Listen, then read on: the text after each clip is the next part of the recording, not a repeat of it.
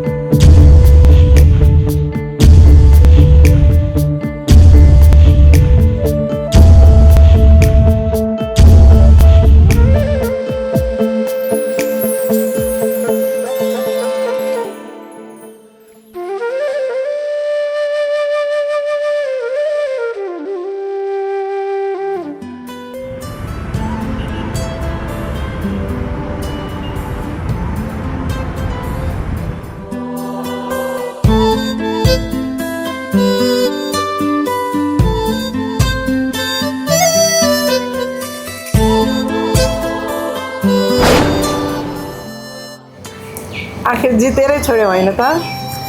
यहाँ हार र जितको त कुरै भएन नि। नेपाल आउनु त तिमीलाई पनि मन थियो नि होइन र? ल कस्तो कुरा गरेको, आफू जन्मेको ठाउँ हुर्केको ठाउँ आफ्नो मातृभूमि कसलाई आउनु मन लाग्दैन र?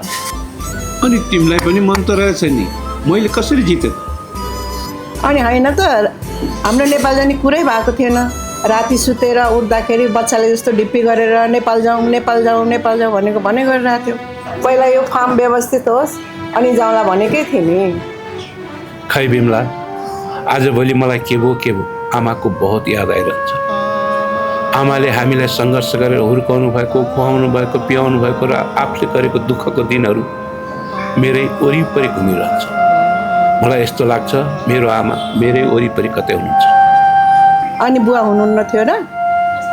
हुनुहुन्थ्यो नि हुनलाई त, तर बुवा आमाको लागि बाँदरको पुच्छर लौरो न हतियार आफ्नै पाराको हुनुहुन्थ्यो अरे। तर तिमीले आमाको बारेमा त मलाई कहिले भन्नौ त? खै त्यो वातावरण कहिल्यै मिलेन। तिमीलाई थाहा छँदैछ मैले कस्तो अवस्थामा देश छोड्नु पर्यो। जब देश छोडेर परदेश गएँ त्यो बिरानो ठाउँमा मलाई कठै भन्ने को थियो र? एक्लै सङ्घर्ष गर्दा गर्दै कति कुराहरू मैले तिमीलाई भन्ने समय पनि पाइनँ भने, कति कुराहरू गर्ने इच्छा हुँदै पनि गर्नु पाइनँ। अनि तिमीले मलाई सरप्राइज दिन्छु भन्थ्यौ नि नेपालमा, त्यो चाहिँ के हो नि? भने नि, जीवनको भागदौडमा एउटी बुहारीलाई उसको सासु चिनाउन सकेको थिएन। अब मलाई त्यो चिनाउन मन छ, आफ्नै पुर्खौली थलो देखाउन मन छ। छोराछोरीहरू अमेरिकामै जन्मेर हुर्के, उनीहरूलाई नेपालबारे र आफ्नो पुर्खाबारे केही थाहा छैन। म चाहन्छु उनीहरूले पनि आफ्नो पुर्खालाई जानुन् र देशलाई बुझुन्। मदन, तिमीसँग बिहा भएको यत्रो वर्ष भयो, बल्ल तिमीलाई चिन्ने प्रयास गर्दैछु।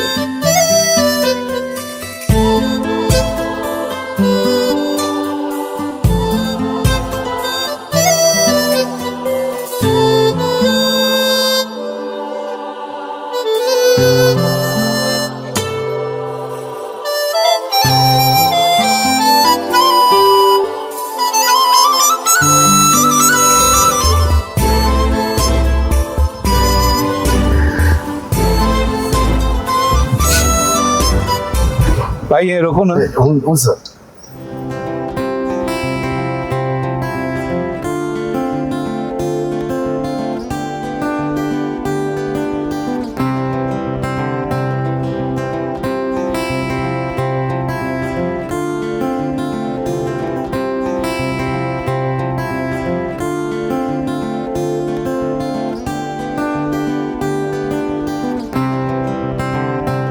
बाबू तो आइस।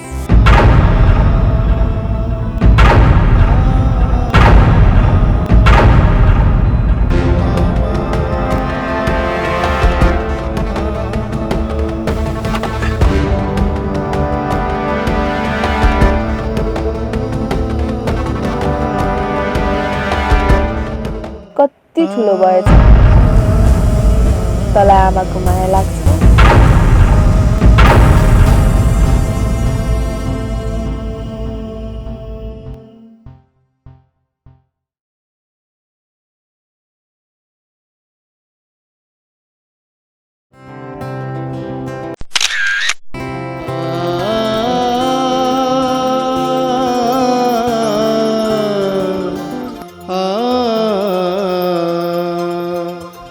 अतीत का पाना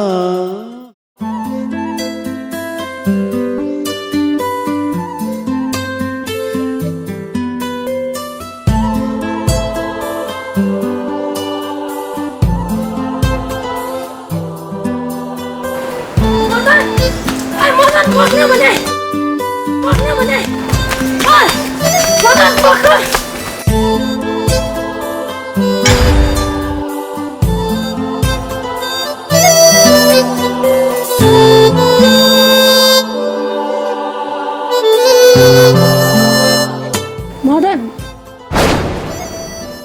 तेरा आमा त देउता रे है? कसले भन्यो? खोइ गाउँलेहरू त्यसै भन्छन्। खोइ मलाई त थाहा छैन।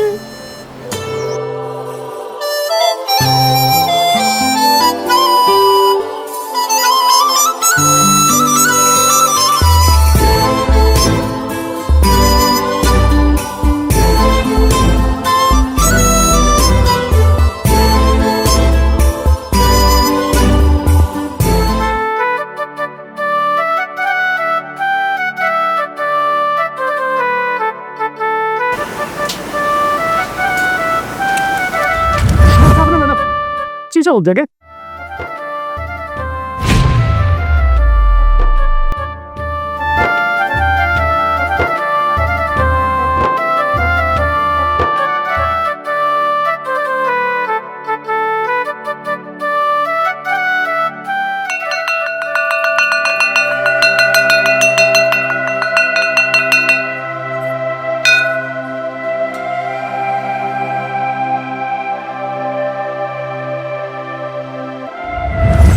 स्कुल त हामीलाई चाहियो। उहाँ त्यति टाढा भएको हुनाले हाम्रा बालबच्चाहरू स्कुल जाने अल्छी गर्न थाल्यो। स्कुलको लागि त सदरमुकाम पनि उहाँ कुरा भइरहेछ, तर के खान्छ? जग्गा कुरा आयो काका। अब जग्गा चाहिँ कसले दिने? यदि हाम्रो गाउँमा स्कुल आउँदैछ भने, हाम्रा बालबच्चाहरू शिक्षित हुने मौका पाउँदैछन् भने जग्गा त कुन ठुला कुरा भयो र? जसले पनि दिइहाल्छ नि। यस्तो मौका छोड्नुहुन्छ?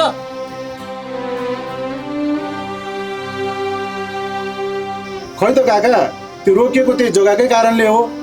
यदि हाम्रो गाउँमा स्कुल आउनु, हाम्रो बालबच्चाले पढ्न पाउनु यो जग्गाकै कारणले रोकिया हो भने म यो तल बाटो छेउको जग्गा स्कुललाई जति चाहिन्छ त्यति दिन तयार छु। धन्यवाद राम भाइ। हामीले तिमीबाट यही आश लिएका थियौँ।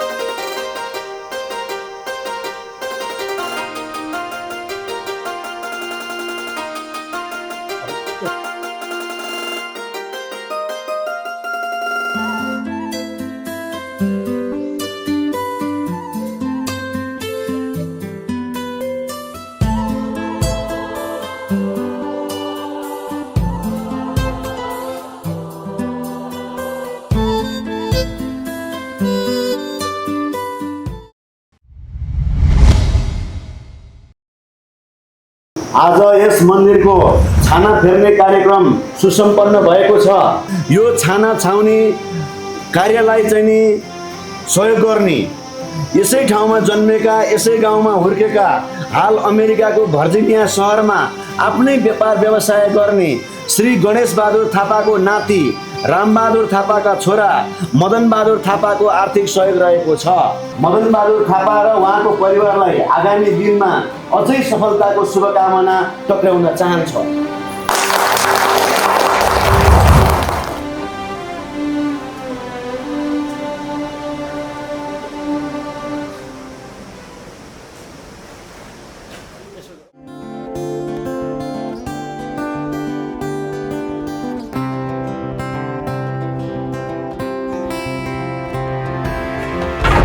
बिस्तारै बाबु लडिन्छ।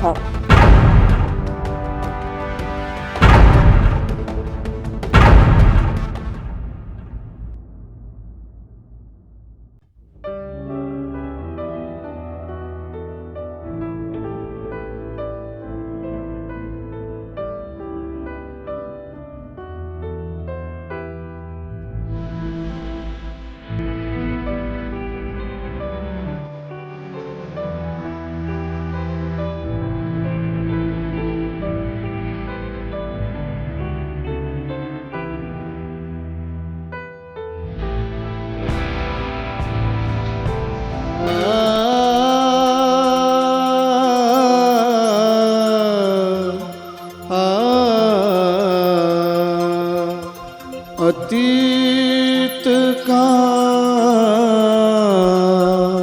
पानाहरू अतीत का मदन कति खेलेको भोक लागेन खाना आइज भित्र। आए आमा आए म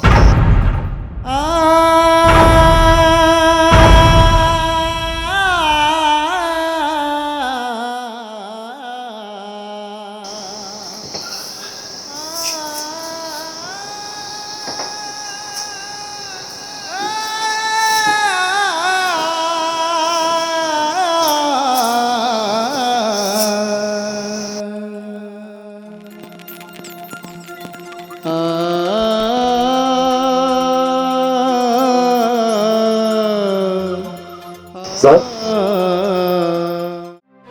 के हतार भयो र? छैन सर, के को हतार हुनु सर? भोक लाग्यो? छैन सर, भोक पनि लागेको छैन। तर सर एउटा कौतल जाग्यो। कस्तो कौतूहल सोध्नुहोस् न। हुनेसम्म र जानेसम्म त तपाईँको कौतूहल म मेटाइहाल्छु नि।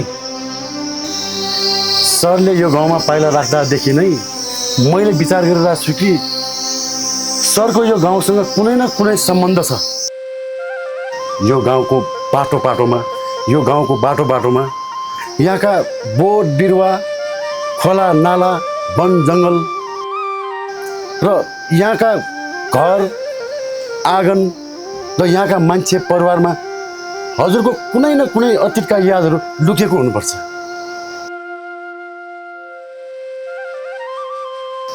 सायद त्यो अतीत सुखको पनि हुनसक्छ या दुःखको पनि हुनसक्छ, होइन र सर?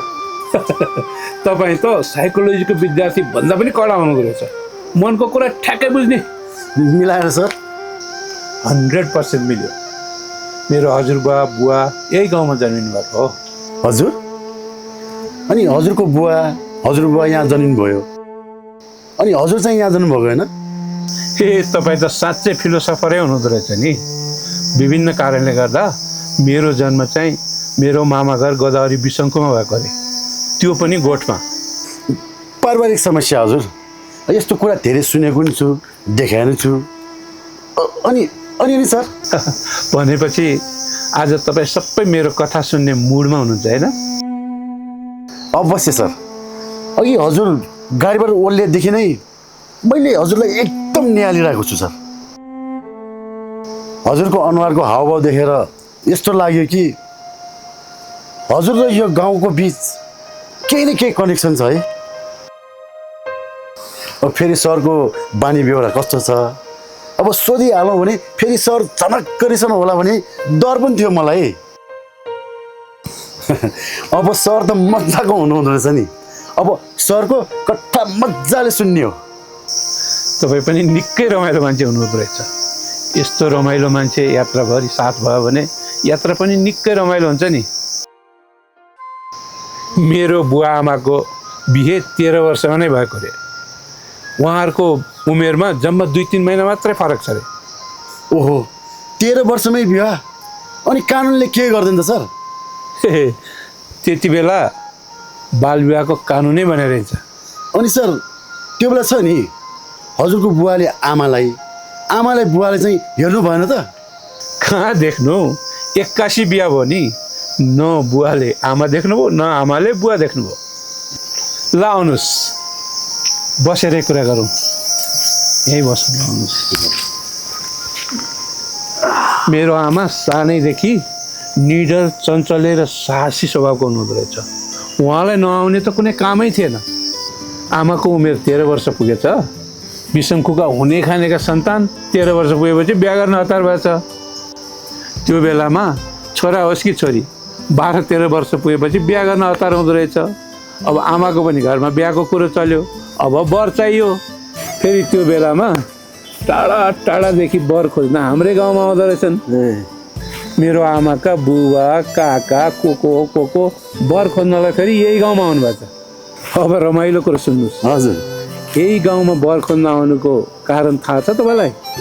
सर मैले कहाँबाट थाहा हुनु सर? बिहाको लागि राम्रा ह्यान्डसम वरहरू हाम्रै गाउँमा मात्रै पाइने रहेछ। त्यही भएर हाम्रो गाउँको नाउँ पनि बिहावर वीरता गाउँ रहेको अरे। आमाको लागि वर खोज्न आमाका बुवाहरू यही गाउँमा आउनुभएको कुरा हाम्रो हजुरबुवाले थाहा पाएपछि उहाँहरू बिसङको बिष्ट छापका रबाब गरेर बसेको मान्छे, हामी यो गाउँका रबाब गरेर बसेको मान्छे। मेरो बुवा पनि 13 वर्ष उमेर पुगेको बिहा गर्न लायक हुनुहुन्थ्यो। हजुरबाले बिहा गर भन्दा गर्दिनँ भन्नुभएको छ। हजुरबाले 20वटा चाँदीको सिक्का दिन्छु भनेपछि ल हुन्छ भन्नुभएको छ। 15, 16, 17, 18, 19, 20 अब त जान्छ तपाईँ? जान्छु। ल यसलाई लुगा लाएर चटक्क पारिदिनु। ल म साइलालाई बोलाउँछु। हस् हस् बाबु जाउँ भित्र।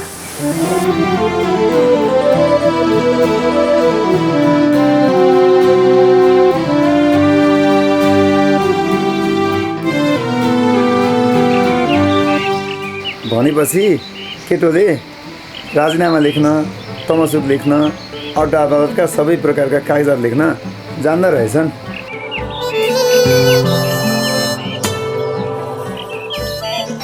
थापा गाजीले आफ्नो छोरालाई राम्रो शिक्षा दिशा दिएका रहेछन्। मलाई केटो मन पर्यो, मैले छोरी दिएँ।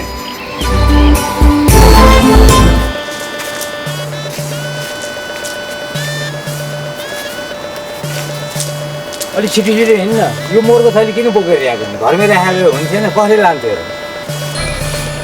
ओहो लडिहाल्यो। ल ल ल हिँड्नै जान्दैन, जहाँ गयो उही लड्छ।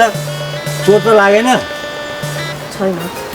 हिँड्नु काका तपाईँ अगाडि, यसलाई म लिएर आउँछु। जहाँ गयो नि लडिरहन्छ भने लड्नै जन्मे जस्तो छ।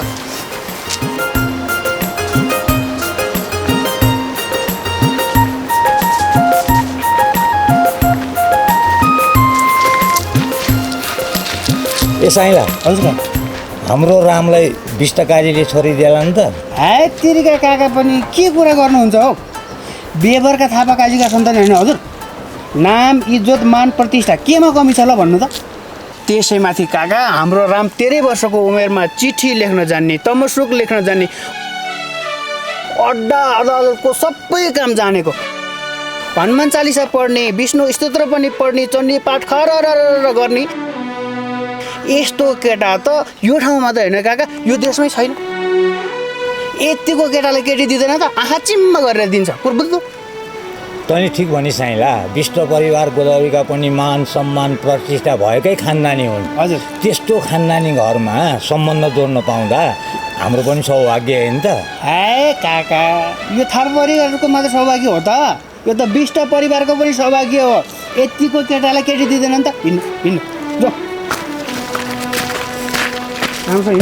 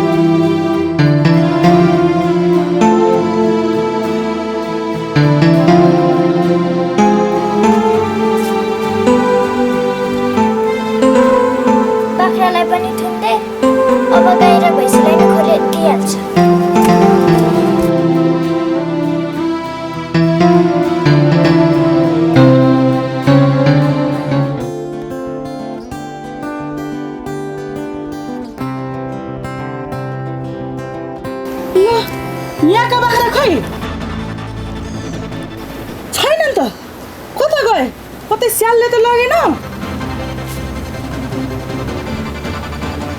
मैले त बाख्रा गोठमा बाँधिसके।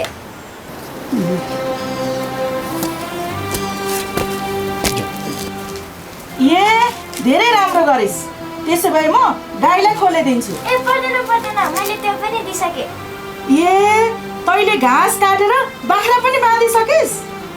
गाईलाई खोले पनि दिए। अब के काम छ भने भनिहाल्नुहोस् है आमा, म त्यो पनि गरिहाल्छु।